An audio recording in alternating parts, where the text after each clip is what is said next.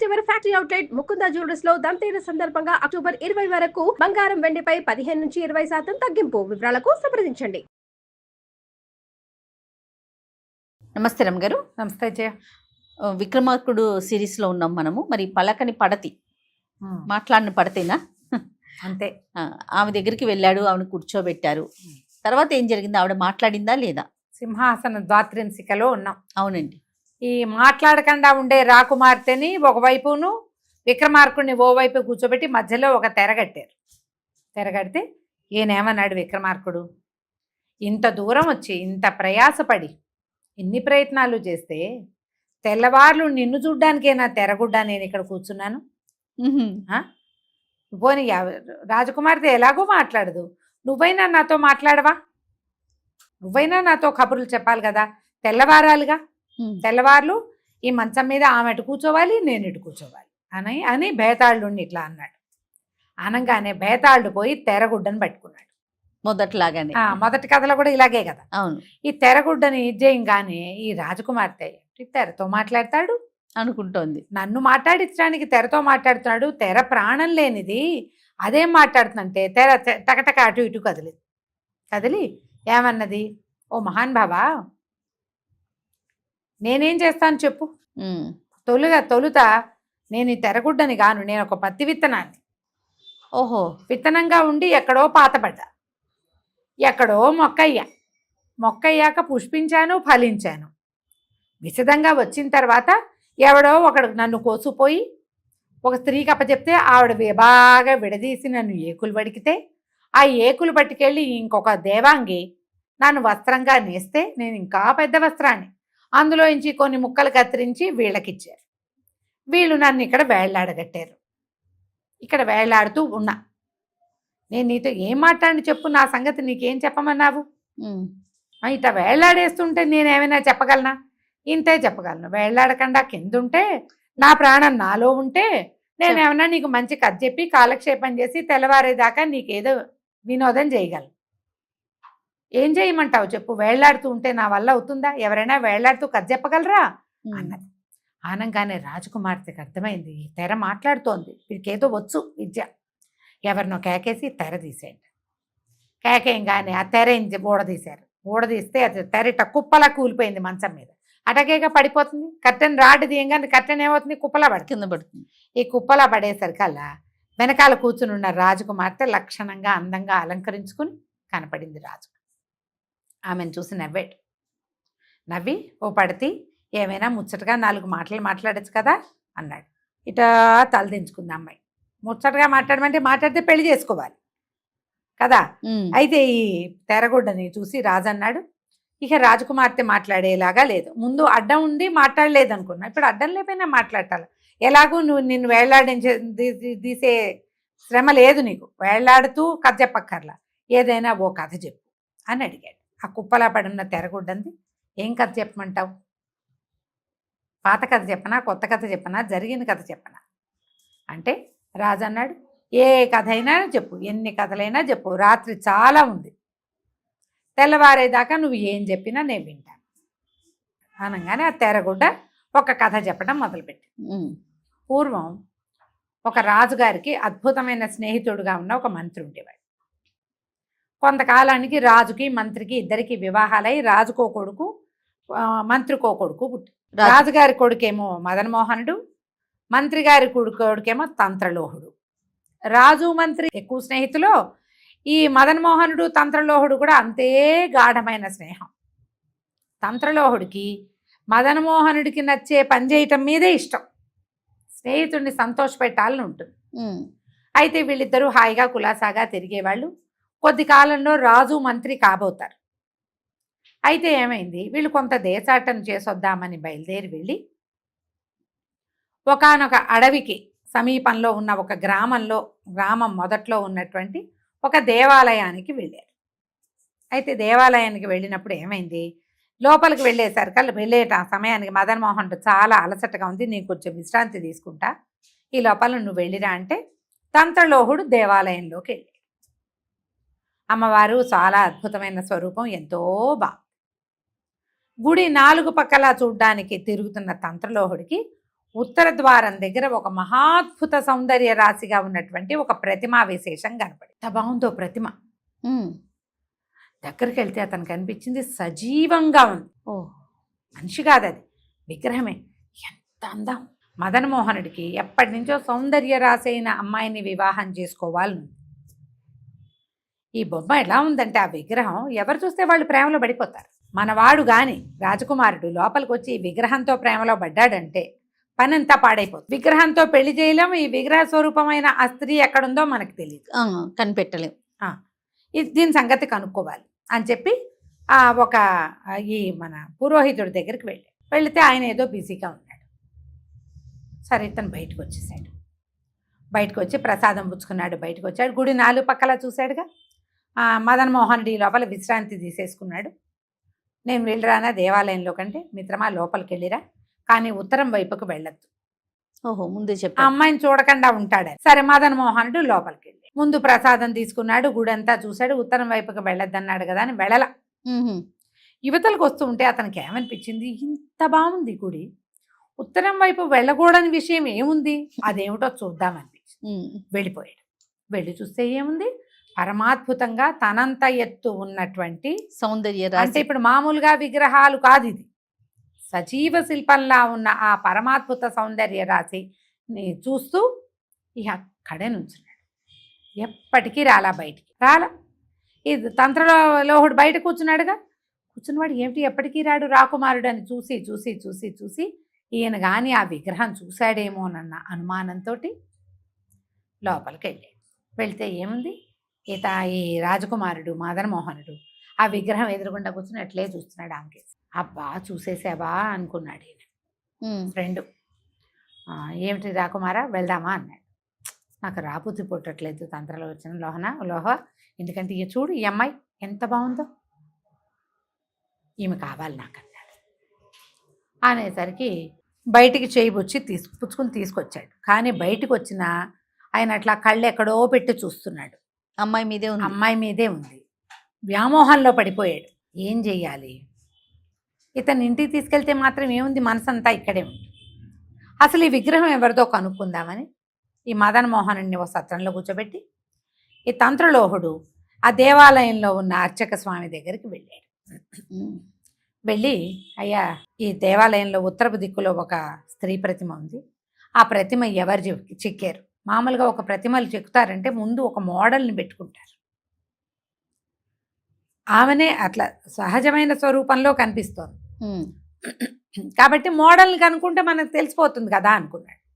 అయితే ఈయనేమన్నాడు, గుళ్ళో ఉన్న అర్చక స్వామి, అయ్యా ఇక్కడ దగ్గరలో సంగమేశ్వరపురం అని ఒక ఉంది, అక్కడ ఒక శిల్పాచార్యుడు ఉన్నాడు, ఆయన ప్రతి సంవత్సరం వచ్చి అమ్మవారిని దర్శనం చేసుకుంటాడు, అతనే ఈ శిల్పాన్ని చెక్కాడు అని చెప్పేసరికి సరే శిల్ప ఎవరో తెలిసింది కదా. ఈ మదన్మోహనుణ్ణి అక్కడ వదిలిపెట్టి దేవాలయం దగ్గర పక్కన ఉన్న సత్రం దగ్గర వదిలిపెట్టి ఇతను ఏం చేశాడు, ఈ తంత్రలోహుడు ఆ శిల్పాచార్యుడు ఎక్కడున్నాడో అతన్ని వెతుక్కుంటూ పోయాడు. ఆ ఊరు వెళ్ళాడు, సంగమేశ్వరపురం. వెళ్ళేసరికి సంగమేశ్వరపురానికి వెళ్ళేసరికి ఇతను రాజుగారు మంత్రి గారి అబ్బాయి కూడా రాచరికపు బట్టల్లోనే ఉన్నాడు, గుర్రం. వెళ్ళేసరికి ఆ శిల్పాచార్యుడు ఎవరో వచ్చారనేసరికి బయటకు వచ్చి చూసి ఈయనెవడో రాజా పురుషుడిలాగా ఉన్నాడని, ఎవరండి ఏమిటండి అంటే, మీరు ఇక్కడ ఉన్న దేవాలయంలో ఒక ప్రతిమా విశేషం ఉంది, ఒక స్త్రీ ప్రతిమ, మరి ఆ ప్రతిమని మీరే చెక్కారని అర్చక స్వామి చెప్పారు. ఆ ప్రతిమ ఎవరిది, మీరు ఎవరిని చూసి ఆ ప్రతిమ చెక్కారో చెప్పండి అన్నాడు. ఆ శిల్పాచార్యుడు నవ్వాడు. అవునండి ఆ ప్రతిమ నేనే చెక్కాను, కానీ నేను ఆమెను చూడలా, ఆమె కేవలం ఒక ఊహాసుందరి. నేను ఒక గోరుని చూసి ఆ గోరు కలిగి ఉన్న స్త్రీ ఏ స్వరూపంలో ఉంటుందో ఊహించి ఆ స్వరూపాన్ని అక్కడ చెక్కా. అబ్బా, స్వాగత ప్రతిమగా ఉంటుందని అంబికా మందిరంలో అప్పచెప్పా. ఆనంగానే ఈయన ఆశ్చర్యపోయాడు. గోరును చూసారా అన్నాడు. అవునండి ఆ గోరు మీకు చూపిస్తానని ఒక పట్టుకొచ్చి చూపించాడు. ఒక కుమ్మరి దీన్ని తీసుకొచ్చి నాకు ఇచ్చాడు. నేను అది నవరత్నాలలో ఒకటిగా భావించి చీకటి వేళ వచ్చాడు అతను, పిల్లవాడి మెళ్ళలో పథకంగా వేయటానికి పనికొస్తుందని అతని దగ్గర తీసుకున్నా. ఏది గోరుని ఈ పార్ట్ ఇట్లా ఆహా. నేను అది ఏదో మణి అనుకున్నా. ఆ. అది ముందంతా ఊడిపోలా, ఈ కొస విరిగి ఉంది ఇంత ముక్క. కొంతమంది గోళీ ఇంత పొడుగు పెంచుకుంటారా, మొదలకి విరిగింది అనుకో అప్పుడు అంత ఉంటుంది కదా, ఒక పావించి ఉంటుంది. అవును. తెల్లవారిన తర్వాత చూస్తే అది మనిషి గోరు అని నాకు అర్థమైంది. ఆహా. ఆ గోరు రత్నంలాగా కనపడేటువంటి ఆ గోరు యొక్క నునుపు, దాని వర్ణము, ఆ గులాబీ రంగు చూసి ఇది ఉత్తమ సాముద్రిక లక్షణాలున్న ఒక స్త్రీదయ్యి ఉంటుందని భావించి ఆమె స్వరూపాన్ని ఊహించి ఆ శిల్పాన్ని చెక్కా. బాగుంది. తెల్లవాడు గోర ముట్టుకుంటే అది గోరని తెలిసింది. ఆ. ఈ విచిత్రంగా ఉన్న ఆ కథనం విని తంత్రలోకుడు చాలా ఆశ్చర్యపోయాడు. వింత, పూర్వం ఒక కథలో ఒక వెంట్రుకను చూసి ఊహించి ప్రతిమని గీశాడు అని ఒక కథ విన్నాం కాశీ మజిలీలో. అవును అవును. ఈ గోరు మీకు తెచ్చిచ్చిన వాడెవడు అనేసరికల్లా అతడొక కుమ్మరి. ఆ కుమ్మరి వాడి అడ్రస్ ఇచ్చాడు. ఈ తంత్రలోహుడు ఆ కుమ్మరి అబ్బాయిని వెతుక్కుంటూ వెళ్ళాడు. ఓకే. వెళ్ళేసరికల్లా సరే అక్కడికి వెళ్ళి ఆ కుమ్మరి అబ్బాయిని అడిగాడు. అవి అడిగితే ఆ అబ్బాయి ఏమన్నాడు, అవునండి ఈ గోరు నేనే శిల్పాచార్యుడికి ఇచ్చాను. ఈ గోరు నేను కూడా దీన్ని ఒక మణిగా భావించి ఇది నాకు ఒక ఏమంటారు కిరాతుడు ఒకడు తెచ్చిచ్చాడు. ఆ కిరాతుడికి బోలెడన్ని కుండలిచ్చా దీని వెల కోసం. అది తీసుకున్నా. డే కూడా ఇంట్లో ఏదైనా పథకం చేయించుతాము అని చెప్పి ఆడపిల్లకి ఒక వస్తువు కింద ఉంటుంది, పాపిడి బిళ్ళలాగా ఉంచుదామని అనుకున్నా. తీరా చూస్తే తెల్లవారిన తర్వాత తెలిసింది ఇది రాయి కాదు గోరని. నేను కూడా తీసుకెళ్ళి శిల్పాచార్యుడికి అంటగట్టాను. ముందు వాడు నాకు ఇచ్చాడు కిరాతుడు. ఇప్పుడు ఈ కిరాతుడు ఎవరు? సరే ఈ కిరాతుడిది అడ్రస్ పట్టుకున్నాడు. ఆ కిరాతుడి దగ్గరికి వెళ్ళాడు. వెళ్ళేసరికల్లా కిరాతుడిని అడిగాడు, నువ్వు ఒక గోటిని కుమ్మరికి ఇచ్చావు, నువ్వు ఆ గోరు నీకెక్కడ దొరికింది అని అడిగేసరికల్లా ఇతను ఏమన్నాడు, ఇక్కడి నుంచి ముందుకు వెళ్తే కుంభకవనం అని వనం ఉంది, అందులో పెద్ద వటవృక్షం ఉంది, దాని నిండా కొన్ని వేల రామచిలుకలు ఉంటాయి. ఆ చెట్టు కింద వలయటానికి వెళ్ళాను. ఆ చెట్టు మీద ఉన్న చిలకలు మహా తెలివి గలవి, కాటు కూడా పళ్ళ.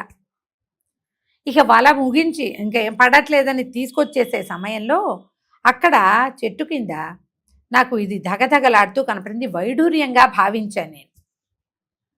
నాకు అది ఘోరం తెలియలా. మర్రి చెట్టు కింద చీకటిగా ఉంటుంది కొంత. ఆ మెరుస్తున్న దాన్ని నేను వజ్రం అనుకున్నాను, వైడూర్యం అనుకున్నా.